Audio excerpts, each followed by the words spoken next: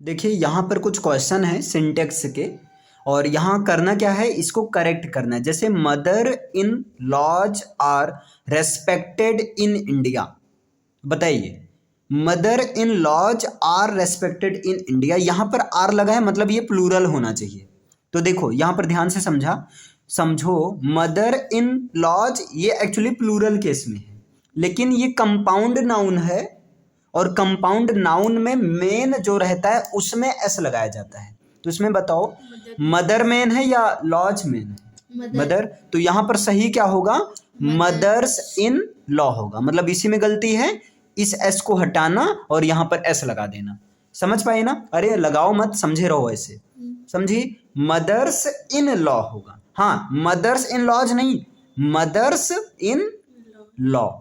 यहाँ in law मतलब होता है ससुराल। तो ससुराल वाली माँ को क्या कहते हैं, सासू माँ। हाँ, तो ये चीज होता है। फादर इन लॉ, ससुराल वाले बाप को क्या कहते हैं, ससुर।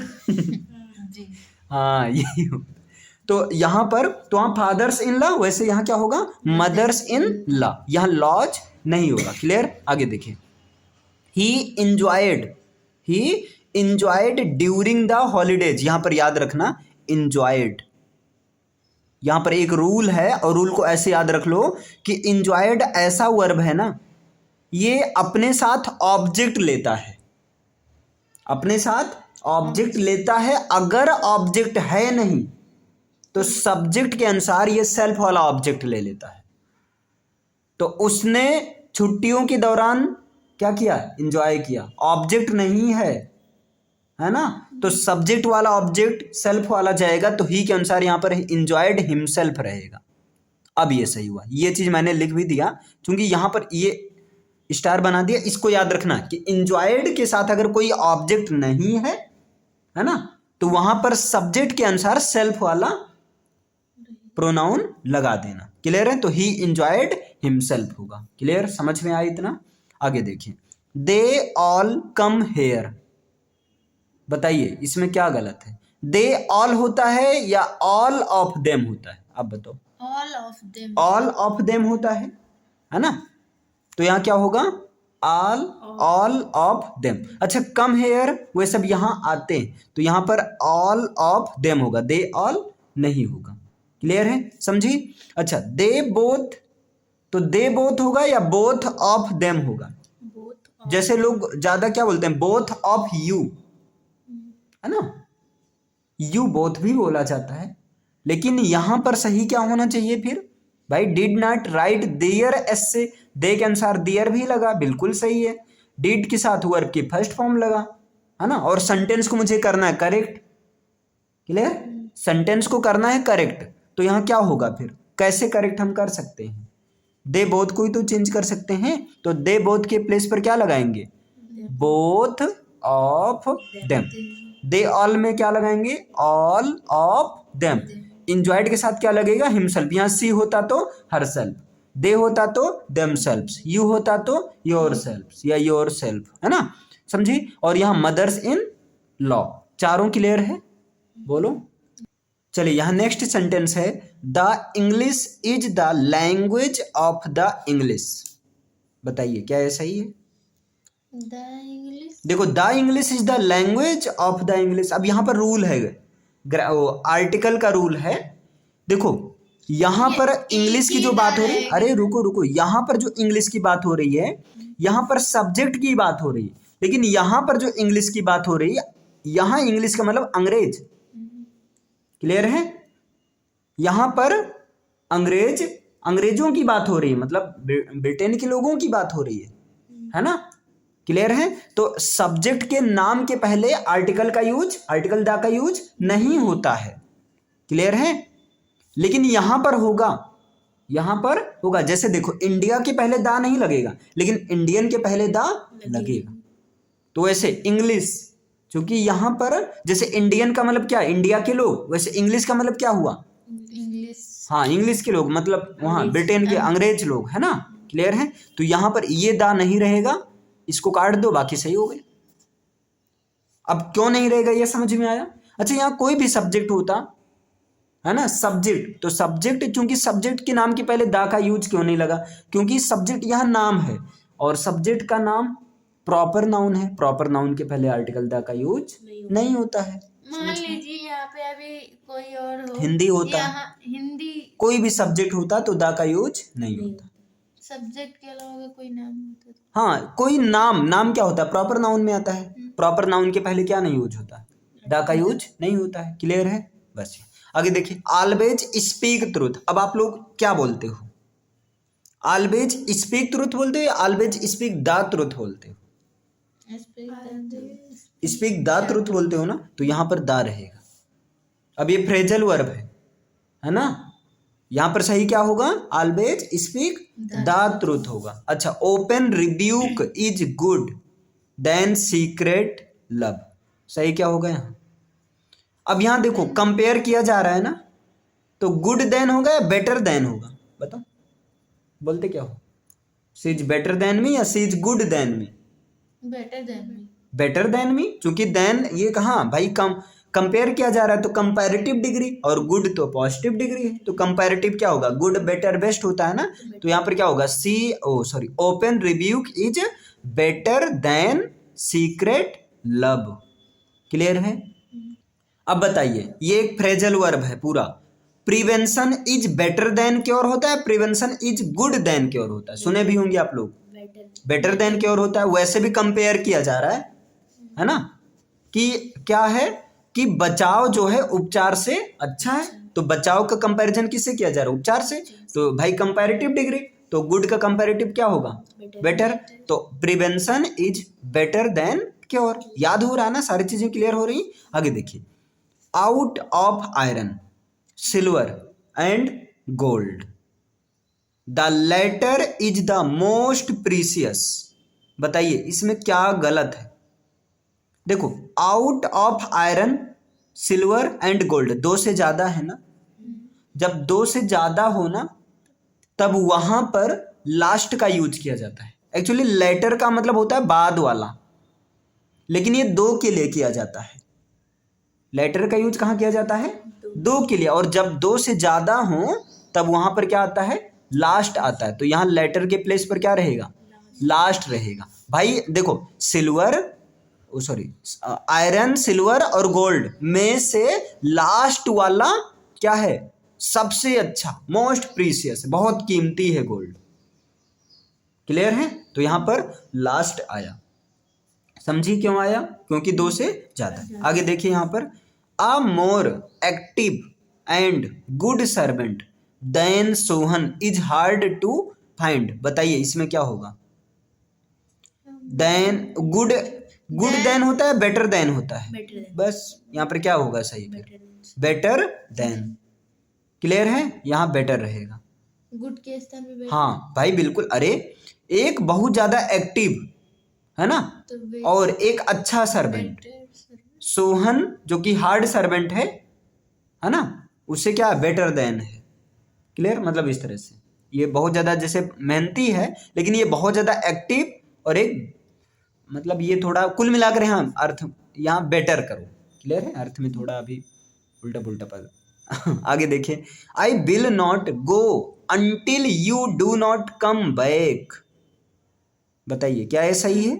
अब देखो यहां पर याद करो, अंटिल अनलेस, ये खुद नेगेटिव को लेकर बैठा रहता है, ध्यान देना। अंटिल और अनलेस वाले फ्रेज में डू नॉट या नॉट वाला केस नहीं रहेगा, है ना, तो यहां पर होगा अंटिल यू कम बैक। देखो इसका sense, I will not go, मैं नहीं जाऊंगा, अंटिल मीन्स जब तक नहीं, अंटिल का सेंस क्या निकलता है, जब तक नहीं, यू कम बैक, तुम वापस आते हो। सेंस आ गया कि नहीं, नहीं वाला, तो डू नॉट का यूज करें, नहीं करें, क्योंकि खुद ये नहीं वाला तो सेंस अंटिल ही लेकर बैठा है ना, हम डू नॉट क्यों लगाएं, तुम वापस नहीं आते हो। लेकिन जब नहीं वाला सेंस ये खुद लेकर बैठा है, तो यहाँ डू नॉट नहीं रहेगा, ये रहेगा ही नहीं। समझे इतना? अंटिल की मीनिंग क्या होती है? अंटिल मतलब होता है जब तक नहीं, ये खुद नहीं को लेकर बैठा रहा, अंटिल हुआ, अनलेस हुआ। क्लियर? आगे देखिए, you as well as he is guilty. बताइए सही है, you as well as he is guilty. अब यहां पर याद रखना एज वेल एज, ठीक है, एज वेल एज, ये ऐसा वो कंजंक्शन है, क्लियर, जो कि एज वेल एज के पहले एक सब्जेक्ट है और एज वेल एज के बाद में है ना। तो एज वेल एज कहता है कि आप हेल्पिंग वर्ब का यूज यू के अनुसार करोगे कि ही के अनुसार करोगे, यू के पहले वाले के अनुसार करना। As well as, all together, together with, along with, ये कुछ ऐसे वर्ड हैं, ध्यान देना।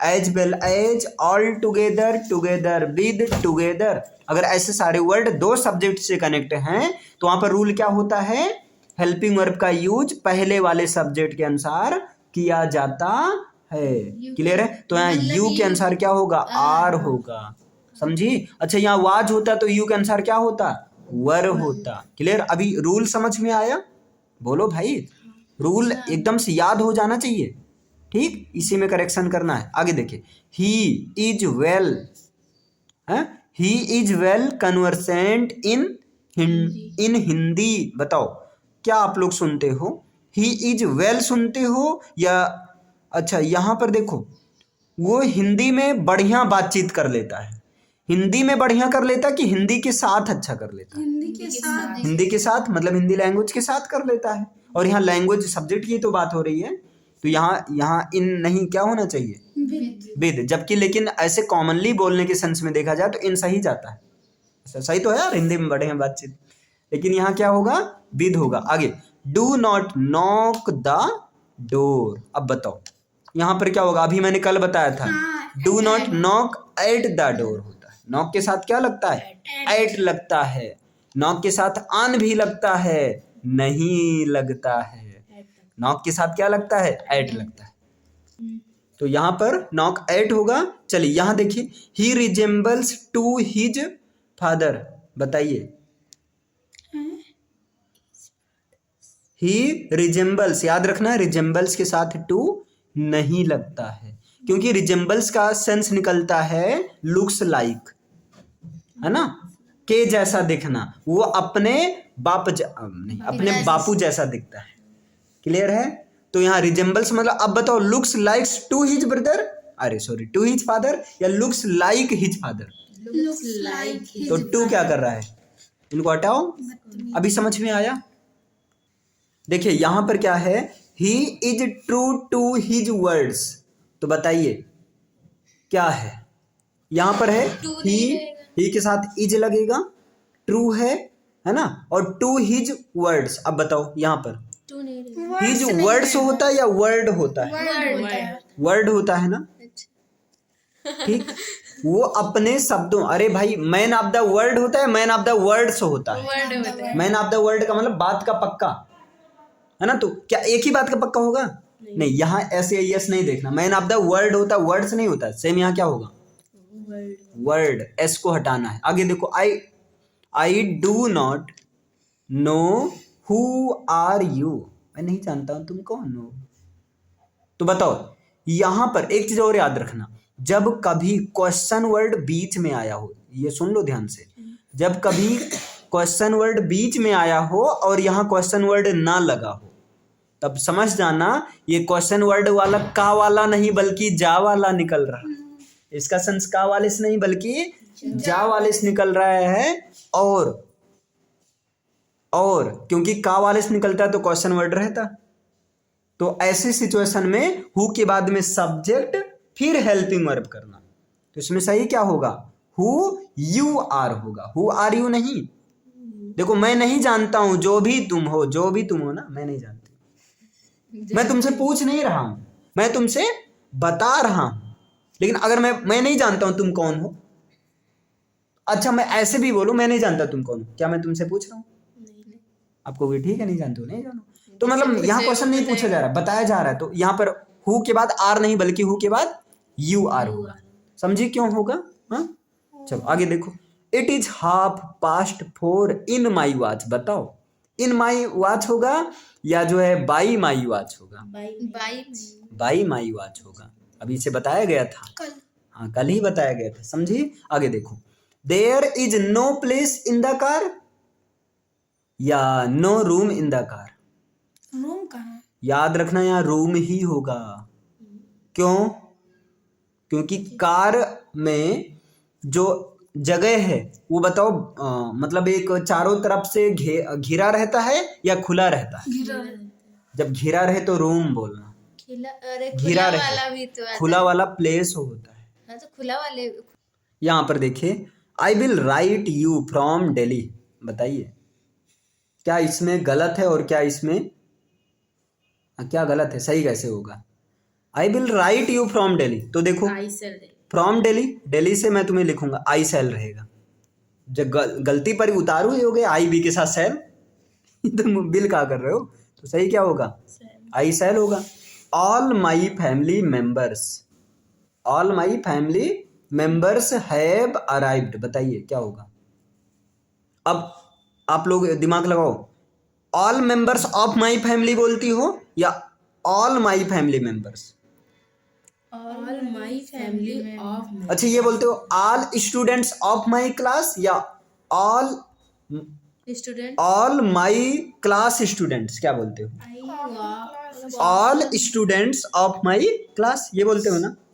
तो ऑल फैमिली माई, तो इसका क्या होगा? All members of my family. ना समझ में है तो ऐसे दिमाग लगाओ, ये ऑल है ना, ये कहता है कि हमारे बाद हमेशा प्लूरल आना चाहिए। ऑल क्या कहता है? हमारे, चूंकि हम प्लूरल हैं तो हम प्लूरल को ही लेंगे। हम अमीर हैं, हम अमीर के यहाँ रिश्ता करेंगे। क्लियर? ऐसे समझो। तो क्या होगा? ऑल मेंबर्स, सारे मेंबर कहाँ के? मेरे फैमिली के, of my family have arrived. इसका सही फॉर्मेट ये होगा। इसी तरह all students of my class, all teachers of my coaching, all teachers of my school, इस तरह से समझिए यहाँ पर। तो all members of my family याद कर लेना, इसका सही फॉर्मेट ये होगा। जबकि ये भी सेंस, हाँ ऑल सभी मेरे परिवार के सदस्य, नहीं सभी सदस्य मेरे परिवार के, ये सेंस आता है ना। आगे देखिए, माई फुट इज पेनिंग। बताओ, मेरे पैर में दर्द है। नहीं, मेरा पैर दर्द कर रहा है। बताओ क्या ये सही है? इज, देखो माई फुट इज पेनिंग, मेरा पैर दर्द कर रहा है, तो इज नहीं रहेगा, इस तो रहेगा। पेनिंग नहीं रहेगा, पेनिंग रहे नहीं रहेगा, बल्कि यहाँ पेन एचिंग रहे। एचिंग मतलब एचिंग या एकिंग कह देंगे। जैसे आदमी कहता है ना स्टोमक, तो स्टोमक धन एक, ACHE, तो यहाँ पर यही ऑप्शन है। अच्छा दूसरा ऑप्शन ये हो सकता था, माई फीट दर्द का आर मतलब पेन। दर्द है ना, तो हाँ दर्द मतलब दर्द, तो यहाँ पर एकिंग होगा। देखिए, a series of lectures have been arranged. बताइए क्या होना चाहिए यहाँ पर? A series of lectures. देखो लेक्चर्स की एक ही सीरीज है, कई सारे लेक्चर्स हैं, उनको एक में बना दिया गया पूरा करके एक सीरीज। तो यहाँ पर हैव हो गया, हैज होगा, हैज होगा, हैव नहीं होगा। क्लियर है? समझे? चलिए नेक्स्ट देखिए, गिव मी 3.5 रुपीज। बताइए इसमें क्या गलती है? देखो इसका सही ये होता है, give me 3 rupees and a half. इसका सही ये होगा, give me 3 rupees and a half. देखिए यहाँ गिव मी, इसका सही फॉर्मेट क्या होगा? Give me 3 rupees and a half, ये चीज होगा। देखो अच्छा ये क्या बोलते हो तुम लोग? 3.5 रुपये का मतलब क्या हुआ?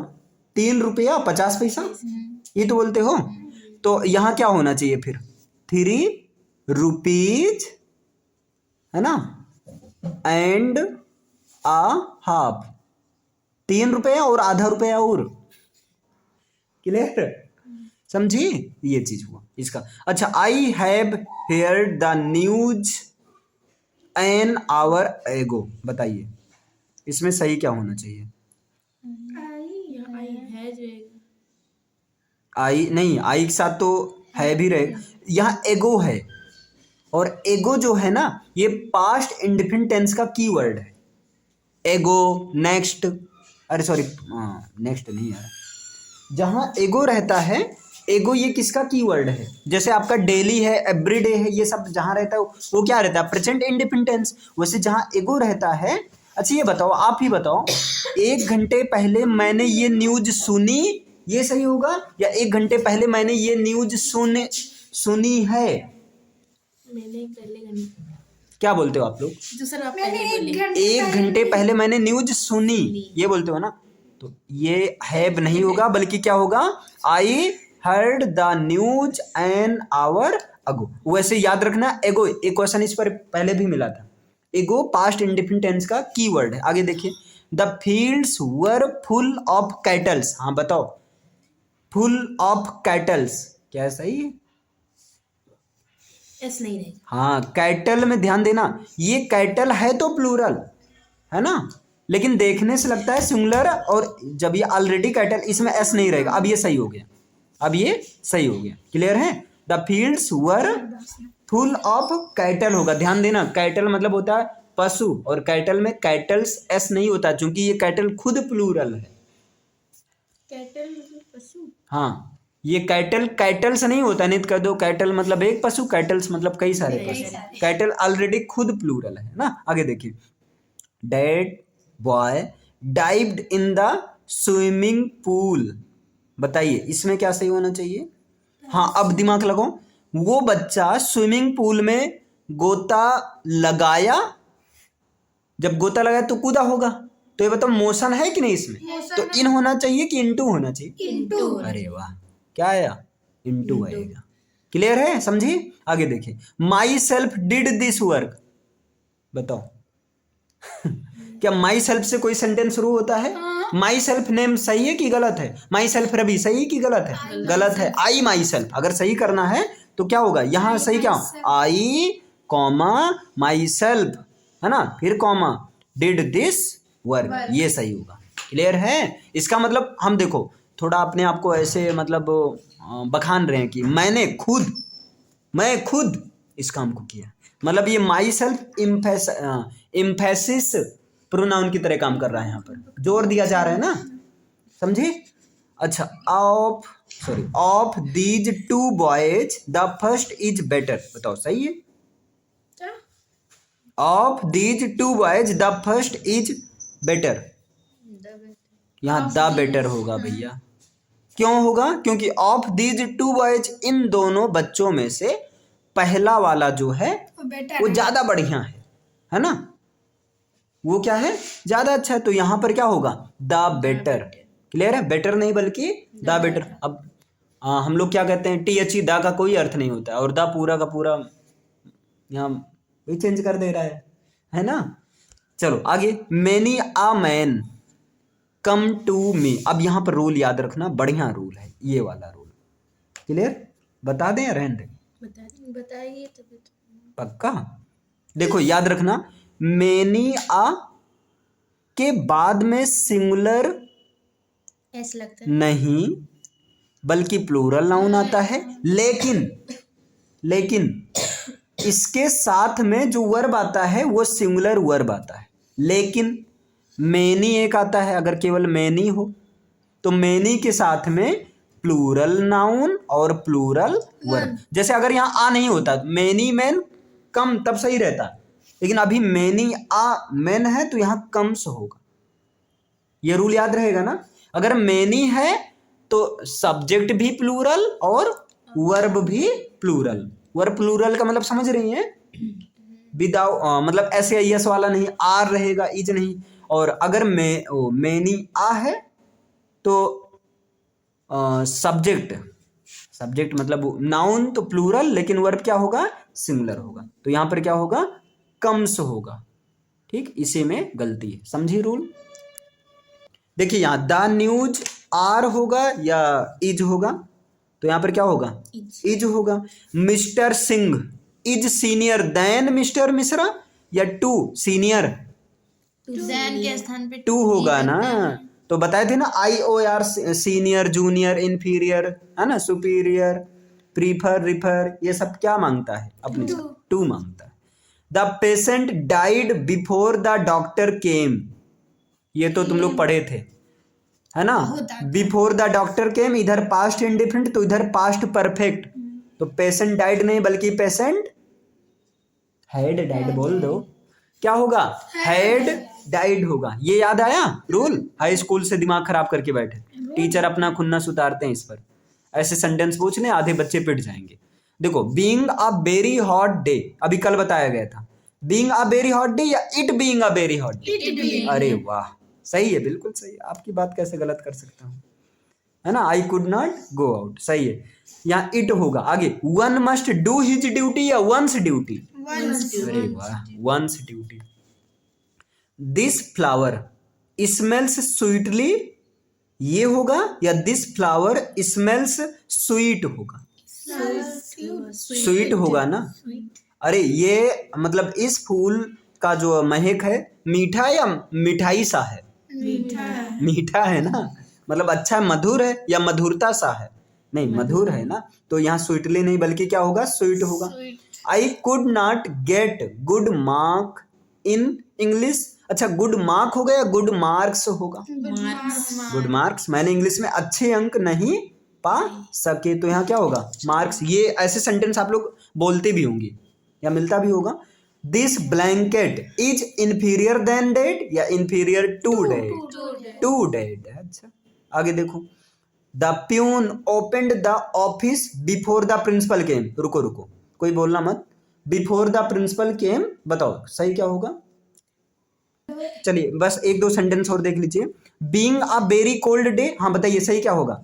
इट बीइंग अ वेरी, हाँ। If it will rain I shall stay at home, मैंने बताया था इफ वाला क्लॉज प्रेजेंट इंडेफिनिट में रहेगा, है ना? तो इफ इट रेन्स होगा, विल रेन नहीं।